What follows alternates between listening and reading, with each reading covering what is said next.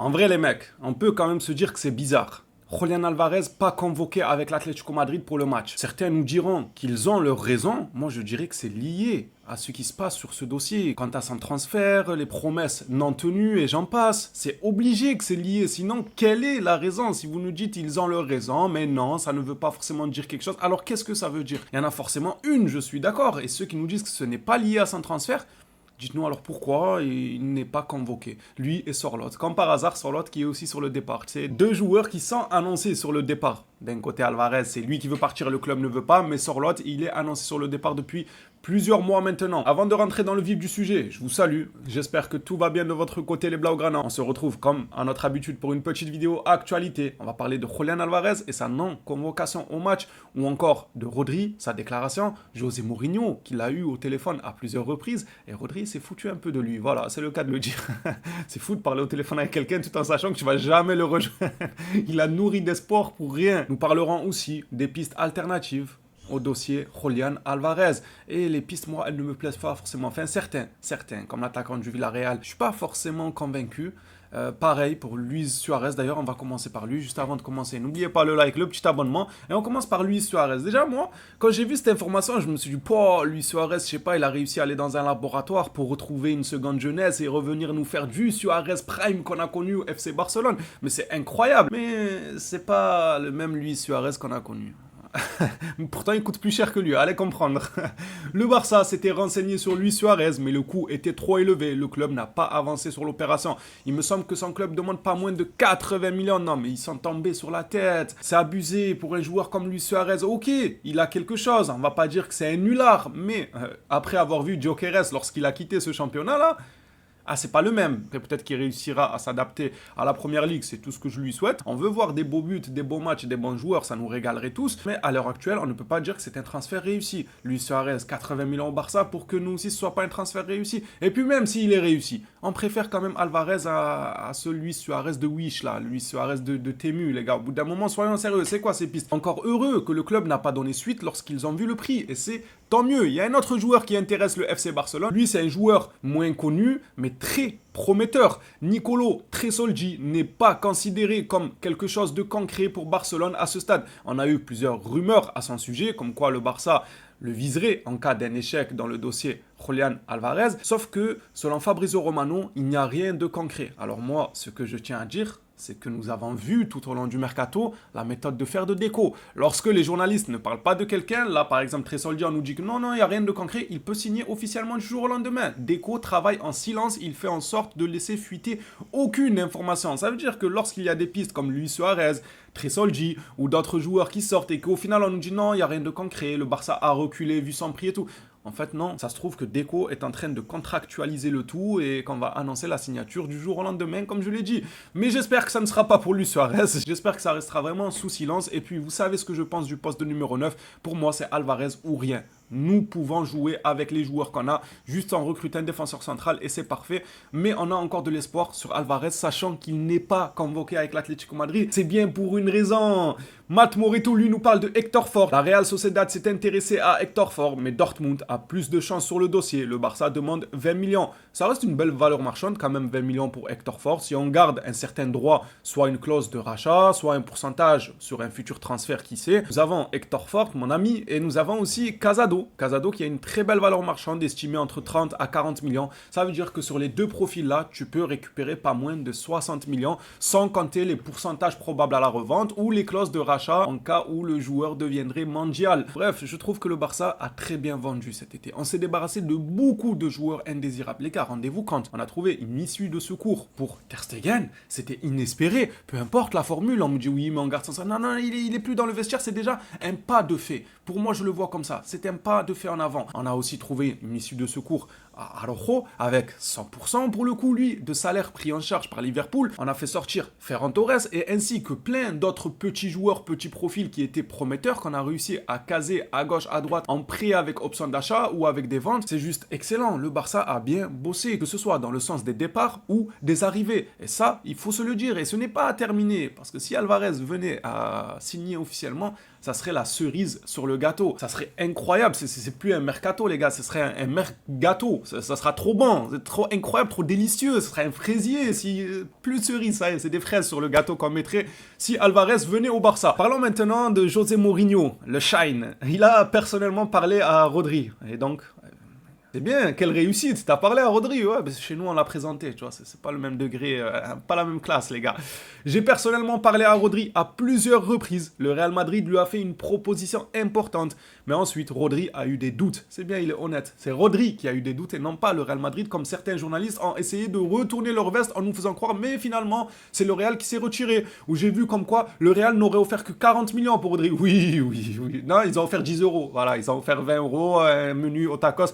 Allez, c'est bon, vous aussi, 40 millions, oui, ben bien sûr, voilà. Mourinho rétablit la vérité. Il y a eu une proposition importante, mais le joueur a douté. Ce qui a poussé le Real Madrid en contrepartie à douter. C'est normal. Lorsque un joueur ne te montre pas du désir, comme quoi il est pleinement investi dans ton projet d'avenir, c'est sûr que tu vas avoir une certaine réserve. Ça, il n'y a que l'Atlético Madrid qui ne le comprenne pas. Je vous rassure, dans tous les clubs d'élite, ça marche comme ça. On te veut, tu fais le gars qui doute, ah, je sais pas trop, attendez tout, ok, on te met à l'écart, nous, on va aller sur notre piste. Ça, c'est normal. Mais l'Atlético Madrid, non. Ah, tu veux partir, il le dit de sa propre, non, tu vas rester quand même. Ouais, il reste. L'autre avec sa longue tête, là, Gilles Marin, son long cou, son long montant, on dirait inspecteur gadget, il est là. J'ai déjà dit que Julian resterait avec nous cette saison.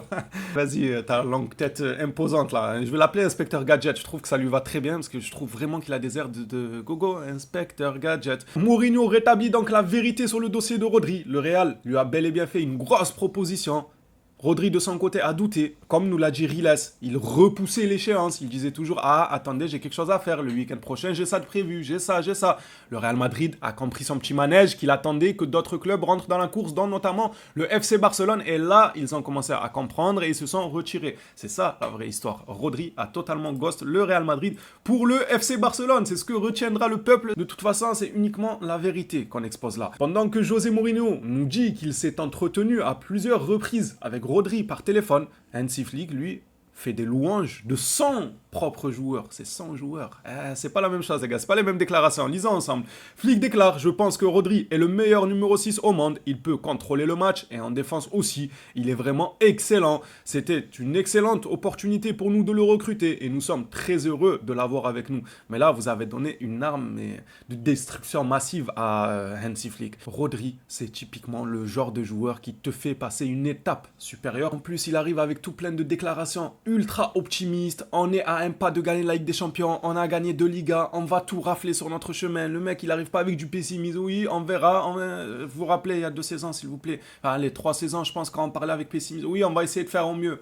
Ça, moi, ce genre de discours, je peux pas. Tu peux pas me dire que tu vas essayer de faire au mieux dans ce genre de niveau. D'ailleurs, peu importe où, tu vois, tu fais quelque chose, c'est pour le faire à fond. Je vais pas le faire au mieux. Si je dis que, allez, je vais faire au mieux, c'est que je pars défaitiste. Et j'ai déjà un blocage psychologique qui fait que je m'attends peut-être au pire. Et naturellement, tu provoques le pire en y pensant. Il faut absolument être optimiste et te dire qu'on va les gagner, ces trophées-là. Même si tu échoues, c'est pas grave. Psychologiquement, tu auras cassé cette barrière de te dire, ah, peut-être qu'on va échouer. Non, l'échec fait partie du jeu, malheureusement. On va pas tous gagner, ça serait trop facile. Le tout, c'est qu'il ne faut pas partir avec des a priori déjà mentalement. Nous allons faire de notre mieux. Non, Rodri, il vient, on va gagner la Ligue des Champions, on est à un pas de la gagner, on a gagné 2 Ligas, c'est pas facile de les gagner et on l'a fait. Ça, oui, c'est un discours de vainqueur, bien évidemment.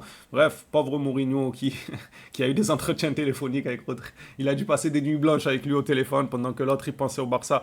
Ah, c'est dur, hein. Lisons ensemble une déclaration de Rodri, le principal concerné, justement, l'une des déclarations remplies de positivité.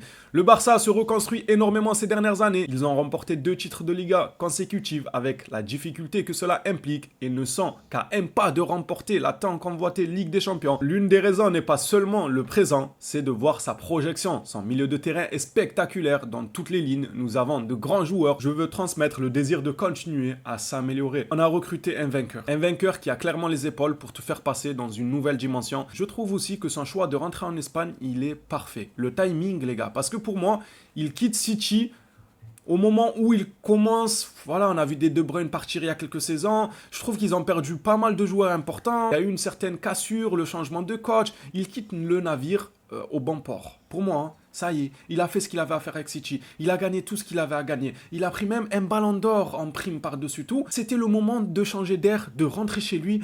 Et quoi de mieux que d'aller dans une équipe qui fait un peu penser au City qui est au top de sa forme, c'est-à-dire des joueurs jeunes, des joueurs importants, des joueurs prêts à masser pas mal d'équipes. Le Barça fait penser à cette équipe. C'est pourquoi, selon moi, Rodri, en plus d'être intelligent sur un terrain de football, il est intelligent dans la vie de tous les jours, parce que son choix, il est plus que parfait. Même le fait de choisir le Barça au détriment de Madrid, c'est aussi un choix intelligent, qu'on le veuille ou non. Moi, je sors de la peau du supporter du FC Barcelone, je regarde la chose de l'extérieur, je me dis, mais c'est un bon choix. C'est vrai qu'il y a des doutes du côté du Real. Ils ont non seulement enchaîné des saisons blanches, mais ce n'est pas le seul argument, parce que ça arrive à tout le monde. Tu peux regagner des trophées juste après, ça reste le Real Madrid. Mais collectivement parlant, ils ont des problèmes. La connexion Mbappé-Vinicius, on a vu que ça avait du mal. Mbappé-Bellingham, on a vu que c'était pas trop ça se marchait beaucoup dessus. Bellingham, il est meilleur lorsqu'il se projette, sauf que maintenant il y a Mbappé devant, donc tu ne peux plus te projeter comme dans le temps. Pareil en défense, il y a des bémols. C'est un collectif qui n'est pas encore bien rodé. Ça veut dire que si tu as un choix à faire à l'instant T, c'est logique d'aller vers le côté du FC Barcelone, qui eux ont un collectif bien rodé et qui sont vainqueurs de plusieurs trophées lors des saisons passées, que du Real Madrid. Nous avons là devant nous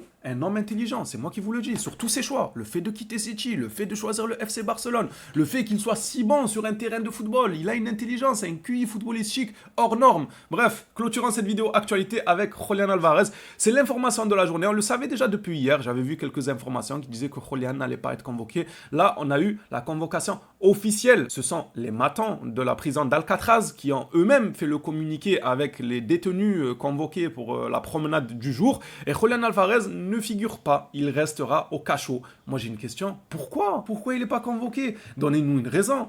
Même à vos propres supporters, il leur faut une raison. Pourquoi Alvarez n'est pas convoqué? Ah oui, il a participé au mondial, il lui accorde des jours de repos. Non. De un, tu peux le convoquer en le laissant sur le banc parce que vous n'allez pas me dire que non, il faut convoquer les autres pour les tester. Ils ne pourront pas tester tout le monde. Il y en a certains qui feront toute la partie sur le banc et Alvarez aurait pu faire partie de ces joueurs qui resteraient sur le banc s'ils veulent soi-disant l'économiser. Mais si tu le ramènes carrément pas sur la feuille de match, c'est qu'il y a une raison qui va au-delà du simple fait, oui, on le laisse se reposer. En plus, ça ne tient même pas la route parce qu'il y a des joueurs qui sont revenus au club en même temps que lui à la même date qui eux sont convoqués. Pourquoi eux ils se reposent pas?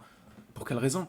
Ah, eux, ils sont pas en conflit avec le club pour un transfert et tout. Bah oui, ouais, logique. Julián Alvarez n'est pas convoqué alors que Baena Llorente, revenu le même jour, le sont.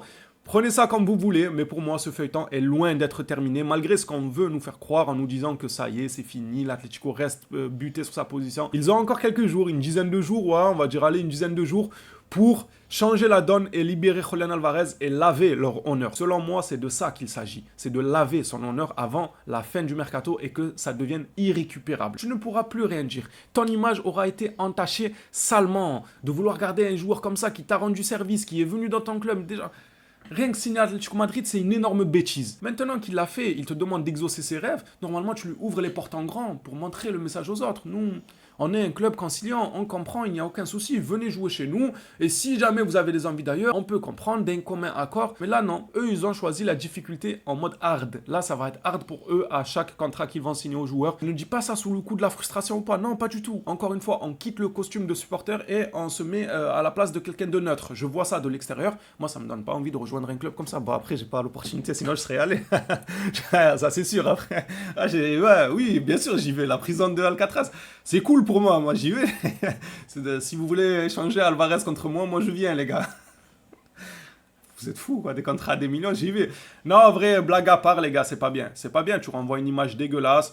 Que ce soit envers le joueur, les promesses pas tenues, ça fait de toi quelqu'un de pas fiable, t'as pas de parole, et c'est la parole qui fait l'homme. Lorsque tu dis quelque chose, il faut l'honorer, c'est primordial. Si tu l'honores pas, tu vas avoir des pertes. Que tu le veuilles ou non, tôt ou tard, hein, même si ça se passe bien durant les prochains mois et tout, tranquille, mais plus tard ça va les rattraper, un jour ou l'autre. Ils le paieront d'une manière ou d'une autre, soit avec des joueurs qui ne voudront pas venir, ou ils réfléchiront à deux fois, ou ils vont faire les exigences sur les termes du contrat, les clauses qu'ils vont exiger à ce qu'elles figurent sur leur contrat.